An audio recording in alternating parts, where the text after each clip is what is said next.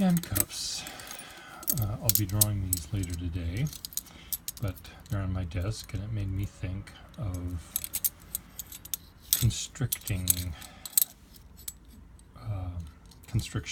and it reminded me of how people hold pens. I look at people and how they hold their writing instruments, whatever they may be.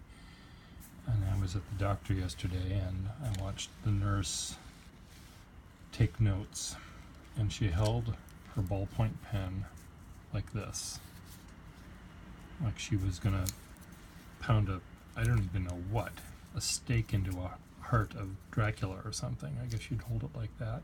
It wasn't that bad, but she was holding it like this, and writing like this, and her head was almost on the table sideways, so she could see what she was writing, filling in the blank, because she couldn't see it looking straight down at it like I am. She had to tilt her head way to the side in order to see what she was writing. And this seemed like, and I've watched many people do this, and I don't know why. Is it because of ballpoint pens? Is it because they didn't have the right nun whacking them over the wrist with a ruler, or what? Maybe the nun did it and broke every bone in her body. But to me, that's not the right way to hold a pen. I also saw a video of my favorite artist of all time, Saul Steinberg, and he used a dip pen, but it's the same thing as a fountain pen, and it was in a holder like this, a straight holder, and he dipped the ink in the pen, and he drew like this. His hand was not down here, but way back here, and he drew this beautiful line work, and I thought, oh my God, I've never ever considered the possibility of holding a pen that's this far back. And it really was interesting to see, and I'm eager to try that out. Of course, I can't use a fountain pen. Well, I can't use this pen to write like that because I'd be using the cap to hold it, and it could come off. But I could use a desk pen to sort of hold it that far back. And the value of holding it that far back, of course, is you can see more of the drawing you're working on without this big old hand in the way, covering half the drawing. But back to how to hold a pen. I hold it sort of like this. You can watch my videos and you can see when I'm not actually conscious of it. I just pick up the pen and draw. I'm holding it like this. It's in front of me. The nib is in front of my fingers. I can see where the line is from my eye. I don't have to lay my head on the desk to see what I'm doing.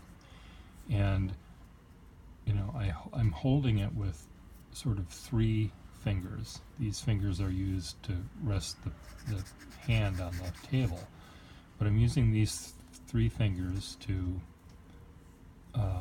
direct the pen, and of course I'm using this part of the hand to hold the pen steady. It's like using chopsticks. It's not just the fingers, it's also this part of the hand that helps hold the pen. Now, the other thing about holding a pen is, there are different ways to do it. I'm not trying to tell you that my way is the right way, but my way is a way that I find works for me. You might want to try it out, just like I'm going to be trying out Saul Steinberg's way of holding the pen, as far back as I can. Now, another thing is, I watch a neighbor of mine who's a cartoonist, and he makes beautiful, beautiful line work in pen or pencil, and he holds the pen, he uses almost every finger is on the pen, more fingers than I think you need, and his knuckles are white. You can just see that every bone, every muscle in his arm, it almost seems like his entire body is being used to hold that pen, and I say, oh my God, it hurts me to even watch you use a pen because it looks like it's so, it takes so much strength. I don't know. It's sort of uncomfortable watching him draw, but he makes such beautiful, effortless looking lines when he's holding the pen so tightly. So for him, it works that way. For me, I would get a backache and a headache, and my fingers would ache. Everything would ache after a few minutes of writing that way. But it works for him. But for me, and I think for most of us who are lazy, having the least amount of work to produce what we want to produce would be the best. So for me, when I'm drawing, sometimes I try to hold the pen as lightly as I can, as effortlessly as I can, and I can, get, especially if I'm sketching, if I'm drawing, if I'm rendering. Oh my God, it just hurts to think about it, where I have to be more careful, and maybe I hold the pen tighter and more. I don't know. Maybe I hold it slightly differently, but sketching, you can sort of be a little bit looser about how you hold the pen. You can hold the pen out a little bit further than you might if you're drawing up close. Sometimes, if I do really fine work, I'll hold it tighter.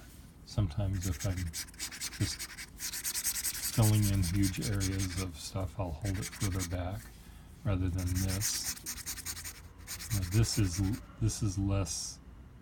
I'm constricted. I'm wearing these handcuffs when I'm making big strokes, especially if I'm not moving my hand if I'm using my hand to make the lines rather than more of my arm. Here the fulcrum is in my fingers. Here it's sort of more the whole hand moving. So anyway, blah blah blah. I digress.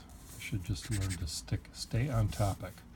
So try to hold the pen with 3 fingers, your thumb and middle finger and your index finger, and try to draw with them alone, and try to hold the pen as lightly as you can. Not as like that, but like this. Rest the pen in your hand, put your fingers around it to hold it, and then draw with it. Move it around. To press down hard, you don't have to use all your fingers. Use this finger. Or use the whole hand. You hold it steady, but you press down with your arm, not with your fingers. And you might find, this might be the calligrapher in me talking, but you might find that your line work might become more graceful because you're using your entire arm to make the motion rather than just your fingers. Take a tip from the calligraphers out there. And, Saul Steinberg in his drawing, he too, you could see that his whole arm was moving to make these huge, expansive lines. His drawings in real life are much, much bigger than I thought they would be. I see them printed in a book the size of this piece of paper, and that's sort of how I imagined he drew them. But they're about 4 times this size. They're twice as big, 4 times the area, and they're really exquisite drawings. And to watch him do a search for Saul Steinberg and watch him draw, holding the pen way back here like this. It's really quite. I was surprised and shocked, and I shouldn't have been, because it makes sense to me. So that's how I hold the pen, lightly. I'm moving it back and forth depending on my mood, and sort of how I'm drawing, you know, but I don't press down on the pen. I try to use as few muscles as I possibly can to hold the pen. Enough to make it work, but no more. So don't use all of if your knuckles are turning white, you're holding it too hard. The end.